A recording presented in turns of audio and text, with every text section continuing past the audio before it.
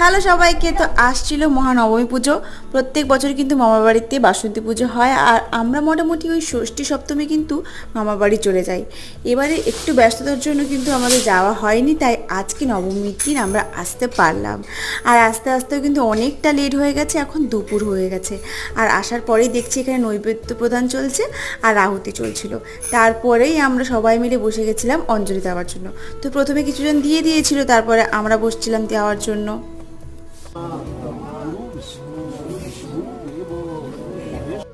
তো অঞ্জলি দেওয়া শেষ করে দেখো এত গরম পড়েছে না, তো আমার মাথা থেকে ওই চন্দনগুলো কিন্তু মুছে মুছে চলে যাচ্ছিলো। তারপরে সবাই মিলে এখানে লাল সুতো পরছিলাম, বাপি, মা, দিদি সবাই। আর তারপরে চলে গেছিলাম একটু খাবারের জন্য, কারণ সকাল থেকে একদম উপোস ছিল।